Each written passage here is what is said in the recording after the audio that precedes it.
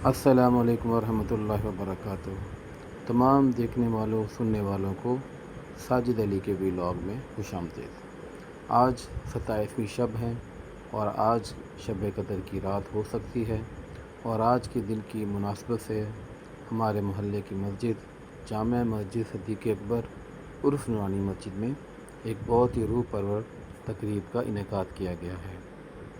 اس تقریب کے آج مکمل احوال بیان کیا جائے گا، لہذا ویڈیو کو آخر تک دیکھیے گا۔ سب سے پہلے قاری صاحب کو مبارکباد دی گئی ان کے قرآن پاک کے مکمل ہونے کی۔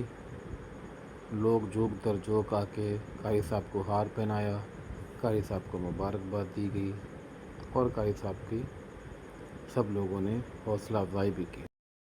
مسجد کا تعارف اور اس کی تفصیلات میں اپنے گزشتہ ولاگ میں بیان کر چکا ہوں، مگر آج کا دن اور رات نہایت خاص ہے۔ آج 27ویں رمضان المبارک کی مقدس شب یعنی شب قدر کی رات ہے، اور اسی نسبت سے یہاں ختم قرآن پاک کی روح پرور محفل سجائی جا رہی ہے۔ اس بابرکت محفل کا آغاز سے قبل آئیے مختصر مسجد کے انتظامیہ اور کمیٹی کے ان خدمت گزار افراد سے تعارف حاصل کرتے ہیں جو خاموشی سے اللہ کے گھر کی خدمت میں مصروف ہیں۔ سب سے پہلے مسجد کمیٹی کے صدر بھائی یونس کھل صاحب، یہ نہ صرف اس کمیٹی کی قیادت کر رہے ہیں بلکہ اپنے والد محترم بابا ملا محمد علی مرحوم صاحب کے نقش قدم پر چلتے ہوئے اسی جذبے اور اخلاص کے ساتھ مسجد کی خدمات سر انجام دے رہے ہیں۔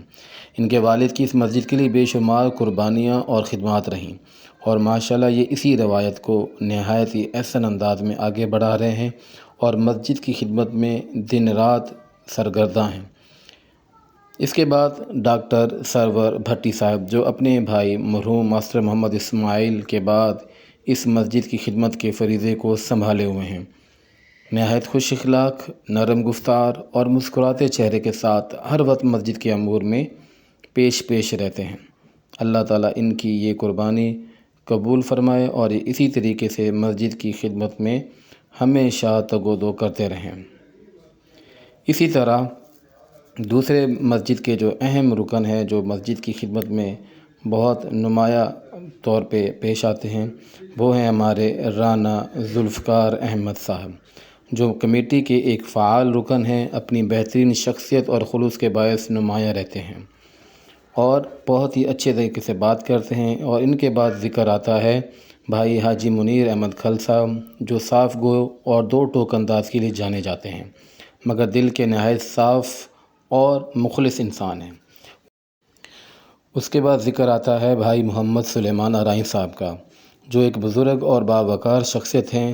ان کی موجودگی مسجد کے لیے باعث برکت ہے اور ان کا دھیما اور نرم انداز ہر دل کو بھا جاتا ہے۔ اب بات کرتے ہیں مسجد کے امام مولانا قاری محمد اکرم صاحب سے۔ ماشاءاللہ نہایت ملنسار، نرم مزاج اور با اخلاق شخصیت کے مالک ہیں، اور ان کے چہرے پر ہمیشہ شفقت اور محبت جھلکتی ہے اور وہ ہر وقت تعاون کے لیے تیار رہتے ہیں۔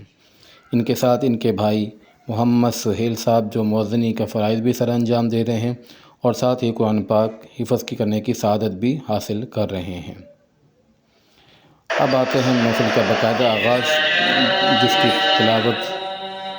کی تلاوت محمد سہیل صاحب کو فرماتے ہیں کہ سنتے ہیں۔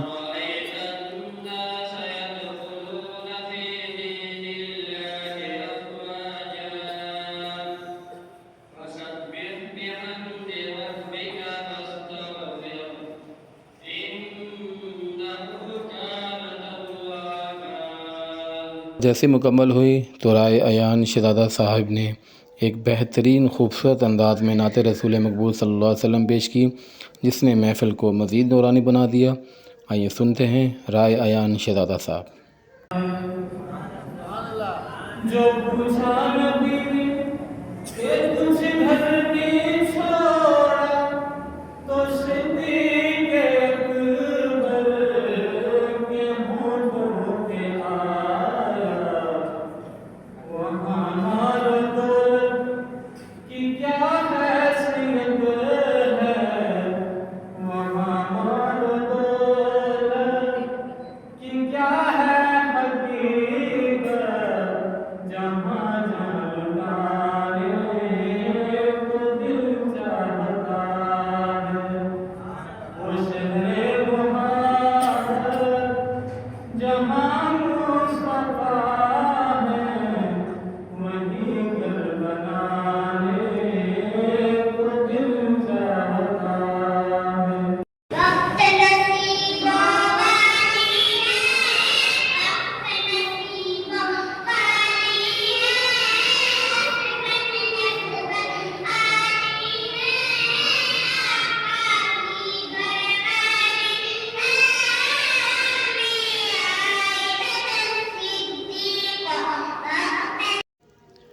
اس کے بعد نوجوان خطیب مولانا محمد علی صدیقی صاحب نے بیان فرمایا۔ آپ ایک پرجوش اور علم دوست خطیب ہیں جنہوں نے جامعہ ہدیہ سے باقاعدہ خطابت کا کورس بھی مکمل کیا ہوا ہے۔ ان کے بیان میں علم، فہم اور اثر انگیزی نمایاں تھی اور سامعین نہایت توجہ اور غور و فکر سے ان کی باتیں سنتے رہے۔ محفل میں لوگوں کی اچھی خاصی تعداد موجود تھی اور جو جگہ ابتدا میں خالی نظر آ رہی تھی وہ بھی آہستہ آہستہ بھر گئی، جو اس محفل کے قبولیت کا ثبوت ہے۔ جتنا قرآن مجید کی تلاوت سوال ہے تو اسی طرح قرآن مجید کے مطالب، قرآن مجید کے مفاہیم کو اور ادب کرنا یہ بھی ثواب ہے۔ اس کے بعد مولانا نعیم احمد صاحب تشریف لائے، جن کا بیان سننے کے لیے مجمع پہلے ہی بےتاب تھا۔ مولانا نعیم کے بارے میں گزشتہ ویلاگ میں مکمل تفصیلات بتا چکا ہوں۔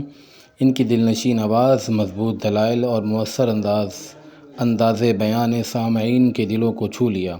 محلے میں ایک عرصے سے شب قدر کی آخری محفل انہی کے بیان سے مزین ہوتی ہے اور لوگ نہایت شوق سے ان کو سنتے ہیں۔ حجاج بن یوسف سے کہتا ہے کہ یہ جو اقوام کے اندر دعا ہے اس کے نقطے کو ختم کر دو، اس کے اوپر 2 نقطے لگا دو، آپ کا کچھ نہیں جائے گا، آپ کا کچھ نہیں بگڑے گا، ہمارے خاندان کے آباء و اجداد کی عزت بن جائے گی، ان کی نام بن جائے گی۔ اگر اس کے اوپر آپ 2 نقطے لگا دیں گے تو معنی کیا ہوگا؟ فَأَبَوْا سے فَأَتَوْا، افتاح بن گیا، ختم ہو گیا، تو کیا ہوگا؟ فَأَتَوْا، تو فَأَتَوْا کا معنی کہ انہوں نے کھانا مانگا تھا، بستی والوں نے کھانا دے دیا۔ انہوں نے کھانا مانگا تھا، بستی والوں نے کھانا دے دیا، یہ معنی ہو جاتا۔ تو حجاج بن یوسف نے بڑے تحمل کے ساتھ، بردباری کے ساتھ ان کی بات کو سنا ہے اور سننے کے بعد کہا وہ سامنے مہمان کھانا ہے، آپ وہاں تشریف لے جائیں، میں آپ کی ضیافت کا انتظام کرتا ہوں۔ حجاج بن یوسف کمرے میں جاتا ہے، تلوار اٹھا کے لاتا ہے اور ہوا کے اندر تلوار